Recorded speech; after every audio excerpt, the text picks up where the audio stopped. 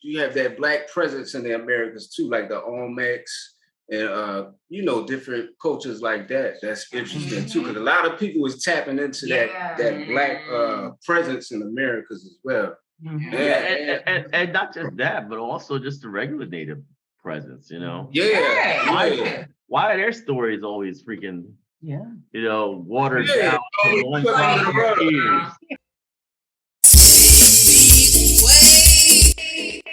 Peace, family. It's the Unapologetic Nomads, and we have a special show for you today. This is a super inspiring couple. We've been dying to meet them, and we're all going to meet them today. And if you're an anime fan, stay tuned because you're going to enjoy this episode. That's right. And we are Unapologetic Nomads, and we are Unapologetic Nomadic.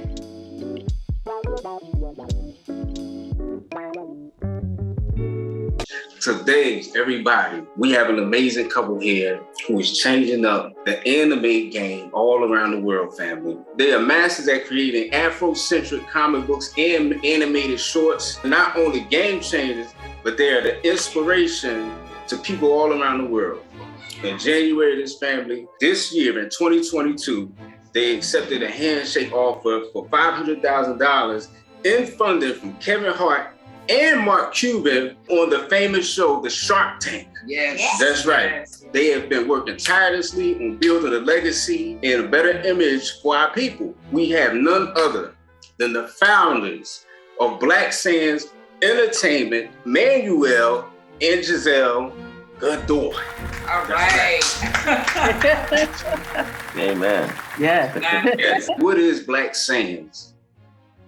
Yeah, so Black Sands is basically the idea of making media that empowers youth, African-American youth and the diaspora, to remember their legacies, especially Americans, though, because we focus so heavily on, slavery and civil rights that there's not much to upgrade from there. It's like you can just say simply because I'm free today, right, that I have made it, right? And that's not what anybody else does, right? They look at the past kings, queens, empires that they built, right? With some people who done them, who wasn't even didn't even have a life of privilege. They were regular people, or they came back from, adversity, right? And we have those, but we don't show them.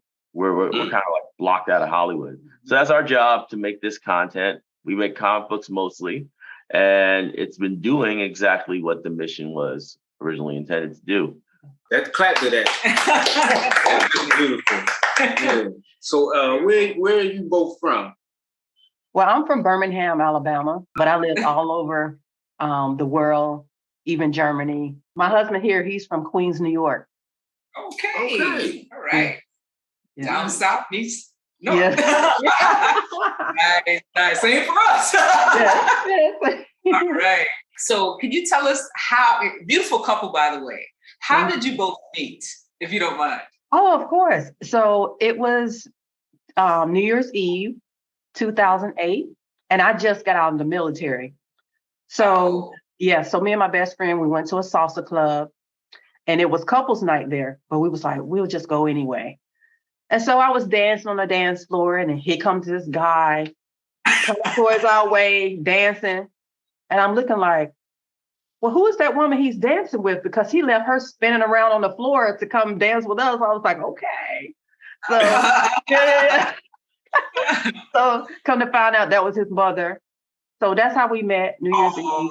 Yeah, and he had just got out the military too. And we both had served in Germany during the same time and years, but we never met each other until that New Year's Eve. Yeah. Yes. Beautiful. After we met, we hit it off pretty well. And within 6 months of knowing each other, we got married immediately. Oh, wow. Yeah. That's beautiful. Yeah. All right. Kind of like love at first sight. Yeah. I'm a big believer in, once you've lived with somebody for 3 months, they can't lie to you anymore. How about that? It's hard to fake it for over a month, living together, So once you've seen the real person, just make a choice. I don't think it takes 10 years to figure out what somebody. Right. Are you ready yet? You are married by law somehow. In some states, you are already married. Common law. Right. They will take half your stuff if they leave. Wow, very interesting. And I was going to ask you, what did you do before starting Black Sands? You kind of answered it, but I guess if you want to add a little more, what did you do specifically before starting your company? Well, I can honestly say that I had a huge gap in in employment right before I started Black Sands. Mostly, I always had Black Sands in my head, but I never really actually went to the grindstone until like 2015. I actually started really writing, Black Sands. But I was in college for most of that time through GI Bill.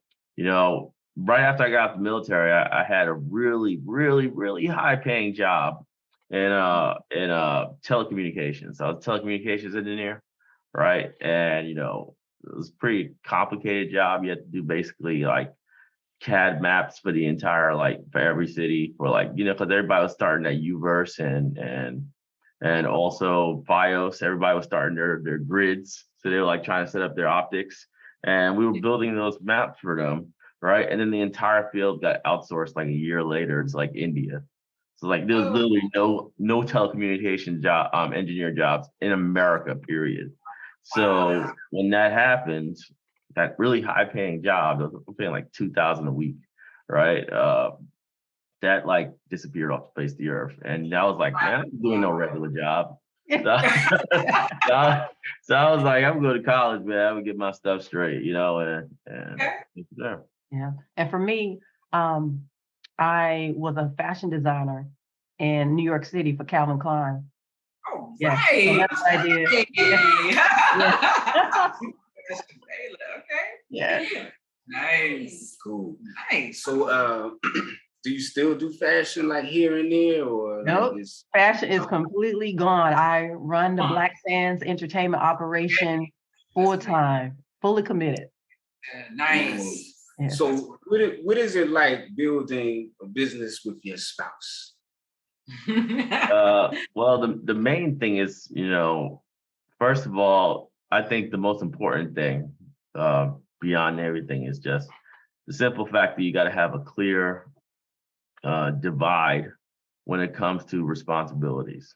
Y'all can't ever do the same job. Just can't. Because so everybody has their role. Yeah. You said one, when people do great, who got the credit. You can't go in later on talking about I did this. You did it because that's not your job, right? Second, who to blame, and you can just take the blame, right? That was on me. That was my mistake, right? And it just keeps things peaceful, man. Because when everybody's struggling on a power trip, you can't have a power trip if you have different jobs.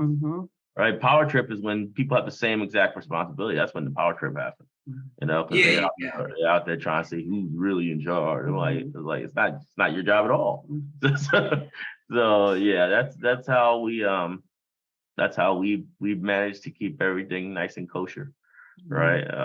And since this is our full time, right, we're basically together all day, every day. Yes, 24/7. Yes, and we understand. We got to. And we don't have that, what they call couples fatigue. Everybody trying to run away from each other. Hey, I gotta get out of here, man. We don't have that. I love being around him, and I look up to him. So it's a respect thing, Let the man run everything. And I looked up to him. He's a great teacher. He's extremely smart. So I learned the publishing game from him. I learned how to publish. Yeah. Yes. Yes. And he taught me everything. So I humble myself and just listen, and that's how you can grow as a team, if you just listen and respect each other. So we love working with each other. I'm obviously not a tyrant because I listen to people too. He does. He really does listen to me. I'm babe, don't do that. Not just that, but at the end of the day, subject matter experts are subject matter experts, man. If somebody knows something, I'm not going to assume that I'm more knowledgeable than them because I have an idea or I have a hunch, right? I'm you know, they've been doing it for X, Y thousand years or whatever, and they have a legitimate, you know, plan, then let's do it, you know. So that's always been the way I've run things. It's also the reason why my company hasn't had any like turnover. Yes. Nobody goes anywhere. Yes, they don't go. Yes. Like years. I have the same artist from freaking 2017, you know. Oh, that's wonderful. Yeah. That's And we recently went to Singapore and we met one of our artists there. He'd been working with us for 4 years. And that was the first time we ever got a chance to meet him. So everybody stays loyal to our company, which is great. Oh, that's beautiful. That's beautiful. That's beautiful. Yeah. So how long have you been married, may I ask? Oh, of course, 13 years. All right. Yeah. Nice. Yeah. Nice. And we're taking notes, especially on the listening thing. I hope my wife gets a notepad so that our plan. Oh, you being like that today. All right. I'm messing with you. So, what are some challenges as a black couple that you face in the anime industry? Or have you faced any challenges? Well, one thing is you kind of got to know what your market is, right? So while we do make anime, right, we make anime for a specific reason. It's like it's more of like the language that we use in order to be taken seriously, right? If you say I make cartoons, first thing they're thinking is little kid stuff, right? It's just the affiliation with the word cartoon. So you say anime, and then people think it's a more serious story, right? So that's why we say it. Also, we are planning on hiring Japanese animation studios. So, you know, we're going to do an anime. But as far as like the community goes, we understand that our community is, you know, Black parents, their kids, and also, you know, educators and stuff. That's our core audience. So when we know that, right, we have no problem when, let's say, the anime community gets all elitist on us, right? Especially on platforms like TikTok, where they've been trained to be, you know, jerks, right? it's like you just have been trained to say the most wild and outlandishly like rude stuff, right? That's the culture of TikTok. So they, you know, they'll be like, this is not better than Demon Slayer. I'm like, last time I checked, I don't have Demon Slayer money. Exactly. So it's like, you know, I'm like, I don't care what they say because it's like, it's such outlandish like critiques, right? Oh, this ain't nowhere near as good as Naruto. It's like, nobody said anything about Naruto except for you. Y'all are weird, man. I'm an independent person. I'm literally like, I created this from the ground up. Why y'all keep comparing me to like these multi-billion-dollar corporations? Like, but that's the way it is, man. And you know, it would drive you crazy if that's who your core fan base was, right? But we know that they're just like outsiders looking in, right? Yeah. They don't really affect my day-to-day life at all. You know? Nice. So what advice would you give to couples who are thinking of building a business or starting a business together? What do you think, so? I would have to say, maybe know whatever you're going into business for. Make sure you guys are knowledgeable about the business, and it's something you want to do. It's something you really want to do as a couple, you know. And I hear the stories of how can you work with your husband, you know, every day. I don't see how you guys. I would get sick of mine. I'm like, well, not me. You know, you gotta just learn how to respect each other. Are you successful? Yeah, are you successful? Exactly. I'd be sick of God too if we were all poor and couldn't get anything else, right? But success lets people, you know, go through the hard times really easy. You know, and one thing I would say too is that, you know, at the end of the day, when Geiszel said you want to do something as a couple, that's usually not how businesses work. Most couples will not agree on what a viable business is at the beginning, right? But once a business actually takes shape and starts going forward, that's when you need to bring your partner in no matter what. Because at the end of the day, you know, your business is also a relationship.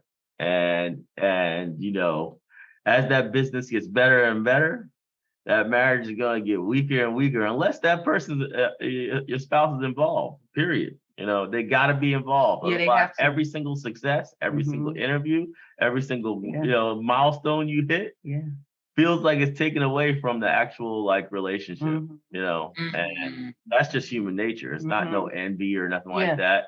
It's like, look, this is taking off, and I'm not a part of it. What the hell's going on? Yeah, because I remember when Manuel first started writing Black Sands, and I seen how successful his comic was going. I was like, well, I want to do a kid's book. You know, that's when I did my kids' book. Right? Yeah. He's like, okay. Yeah. So you have to get your spouse involved. You know, you don't want no envy or jealousy. And you want to make sure you guys grow together, you know. Oh, that's good. Yeah. Nice. And like you said too, with the roles, having your own. Yeah, exactly. Yeah, you didn't want to cross. You didn't want to cross responsibilities. That's a dangerous one. So many fights will happen from that mechanic. I mean, think about it. Even in regular teams, like not even couples. You know, imagine if everybody had the same job in a team. You know, like there would be chaos when something goes wrong. Something goes wrong, everybody's to blame. That's your job. No, I don't even do that. I don't get paid for it. It's not my responsibility at all. So you can't blame me for it because I don't check in and check out on that job. That's your job, you know? And there are a lot of couples, they be like, oh, I want to start a business like you and your husband. Where I said, well, are you really ready to lose some money? Because when we first started out, we lost like $10,000 of our personal money. So are you willing to take that faith, you know, as a couple? Yeah. And so they was like, oh, well, I'm not ready to do that. Well, that's part of the game. That's part of it. You got to lose some in order and not to be happy too. That's the main thing. People are very content with, you know, what they consider, you know, like success factors. Like, oh, I made a couple $1,000 at conventions. Right now, like, that's great, man. These conventions are killing it for me. And for me, I'm thinking in my head, right? It's like, how do I never go to a convention again? Right? It's like, I'm trying to get out of this convention. I'm trying to make sure I never have to do this ever again. Right? It's the idea that I want to upgrade the system so that I don't ever have to do what everybody else is already doing, right? Always get to the next level. And that means you can't be comfortable. You can't. That's right. You can't like be like, hey, this is life, going to conventions, right? We cut out conventions like 2 years ago. So we were like, we was going to like 20 book fairs and Comic-Cons a year, you know. And that was a lot of hard work trying to find babysitters and it was a lot of traveling to different states. Yes. So that was a lot of hard work. And we was like, no, it's time to go to the next level. We don't want to do it. So how many children do you have? We have 2, a boy and a girl. Oh, sweet. Yeah. Oh, I have a question. Yes. So what inspired you to start Black Sands? Yeah, I've always been a bit of a video game fanatic, so I was really making a video game universe. I even tried to make a video game back in 2015, and we actually we still got the demo up today, right? But basically, it was a visual novel. It was very expensive. I spent like $20,000 to develop it. Right. And then I was like, man, I can't finish this. Of our own money with that. Yeah, that's what I'm saying. Are you really screwed? Yeah. So I was like, I can't finish this, man. So I was like, you know what? I'm going to go ahead and pivot to comics, right? Make a minimum viable product, a lot cheaper to make, right? With the same story, right? And see what happens. And it just took off from there, you know? But yeah, I was just a video game fanatic. I wanted to tell my story, right? I'm also a history junkie too. So I was like, you know, it's kind of weird that everybody who tells stories in the ancient world just focuses on one culture, especially in the Mediterranean. It's like, you do realize they all know each other, right? Like it's not unusual for them to run into everybody else, and you know, on any given day, you know. So I was like, if we had a story that was in that time period, but actually involved all the other cultures, right? And we kind of set up a rule system that everybody would be able to exist in the same, even though their pantheons and mythos are different, we can all kind of make a universal mythos, right? I think it will be well received. And, it was, because people really think the story is actually pretty elite, right? Like, it's not just that it's Black characters and stuff, but the story is pretty elite, right? And also, I also want to make sure that the characters were very relatable. So, I didn't want no super hardcore ancient Egyptian type character, right? I wanted a character that was like this. He was, a grandfather from the Bronx, right? Right? Who was gonna tell you, you need to man up, right? You need to man up, and Asar, Asar is just one of those cats who's, he's like a real Black boy, man, and that's why he's so relatable, because he makes tough choices, and he just lives with the consequences. He don't try to go and say it's unfair or whatever. He just rolls with the punches, because his grandfather's been preparing him for an unfair world, right? Yeah. So he's not like, oh man, this isn't right. He's like, I'm gonna win one way or the other, right? And I just feel like that's something that's very lacking in these kind of stories for youth. We always see this idealized innocent child who doesn't want to do anything wrong or whatever, and it's like that's not the world we live in. In the world we live in, you gotta freaking be a man. You, especially if you're Black, you just can't just roll over and expect everybody to sympathize with you. You gotta be in charge, right? You gotta be real, and that's how he is. He's in charge. He's real, and people love the fact that he's so bold, right? That he really understands who he is, and he's going to take control. Nice. I have another question. So why do you feel it's important to have Black representation in the anime industry? I just think it in general, we need less loincloths and spears, right?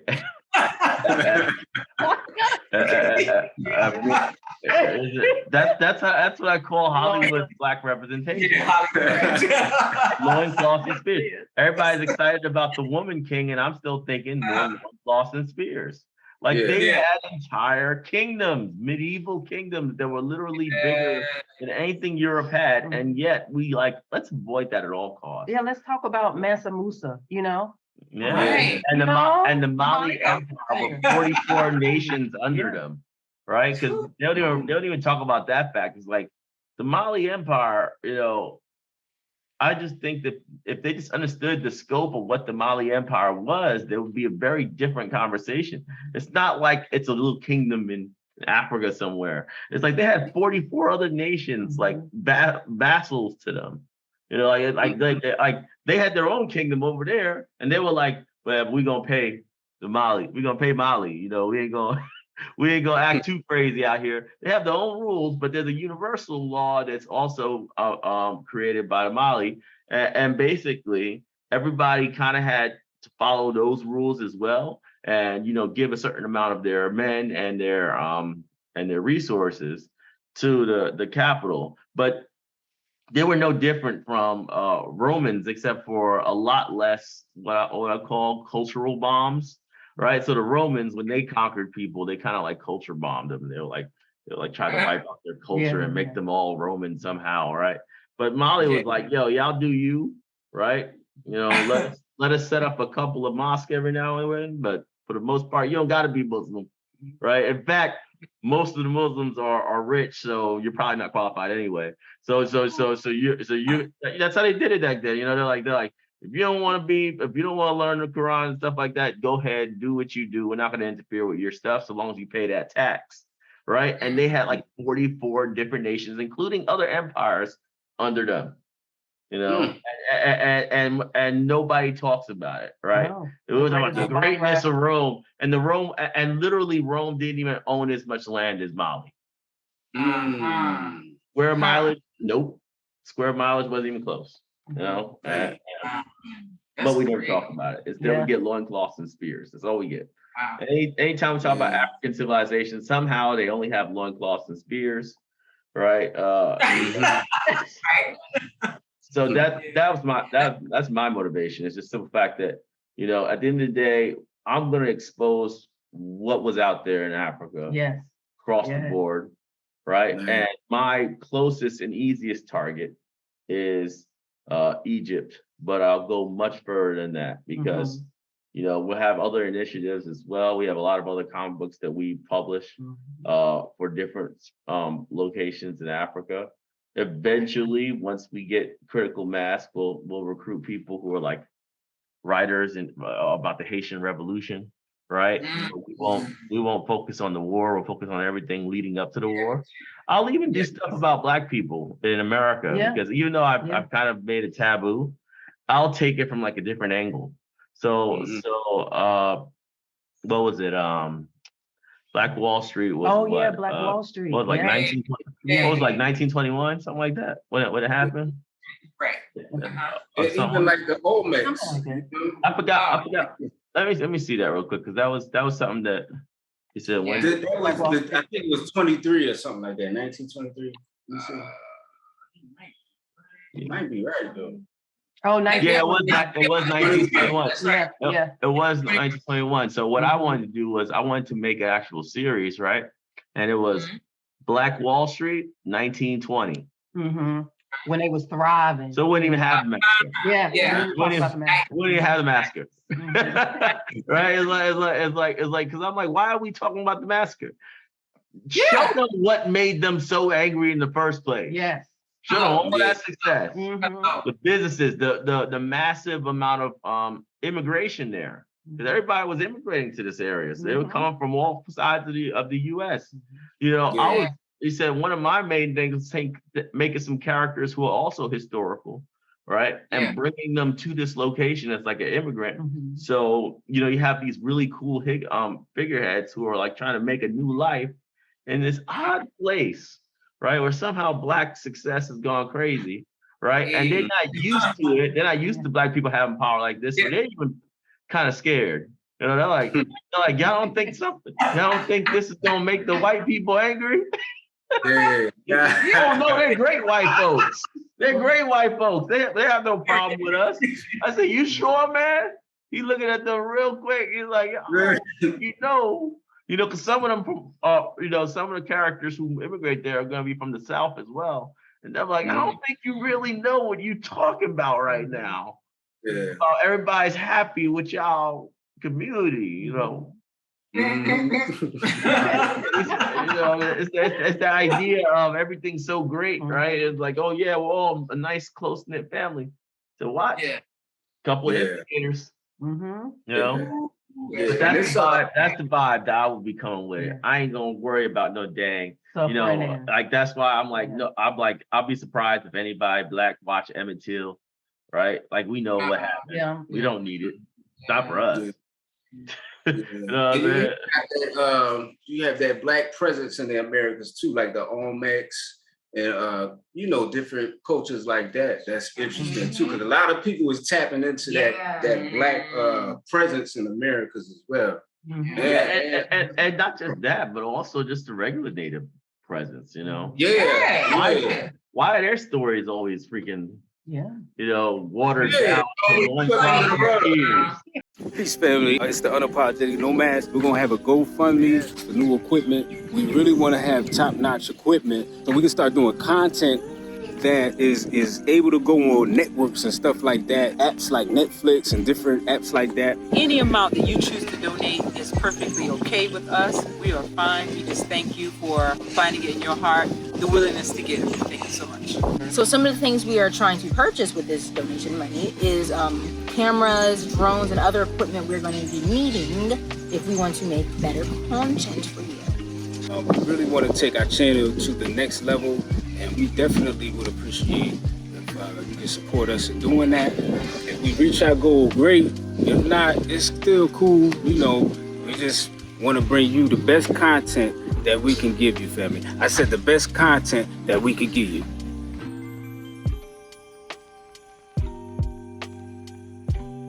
right? They got long lost in modes, right? Long lost in modes, but they basically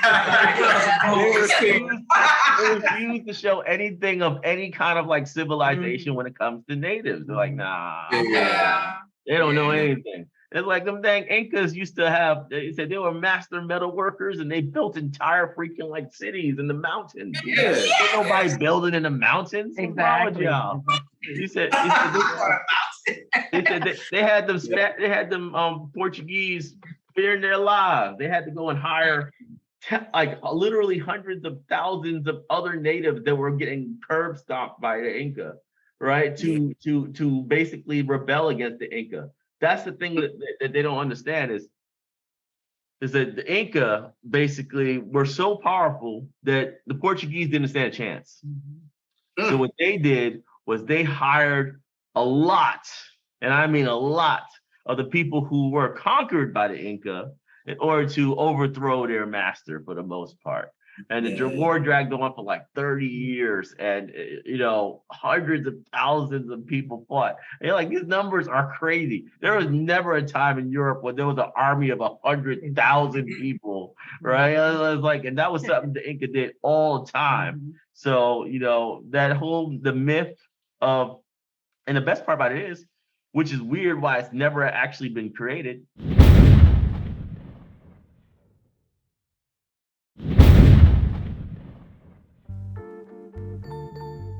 Getting back to my next question, how long did it take you guys to reach the level of success you're seeing right now? And what were some of the, challenges with that?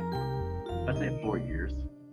So 4 years. Wow. 4 years took us to get to. I know we mentioned Shark Tank a couple of times, and I know you guys were on there, and congratulations. Yes. How was that experience? Oh, it was wonderful. In the beginning, I was so nervous because I was like, I didn't have that confidence that I can do it. But my husband was like, you're going to be on this show. And I was like, all right. So yeah, it was amazing. As soon as we stepped out on that stage, everybody was just it was just unbelievable how they was like,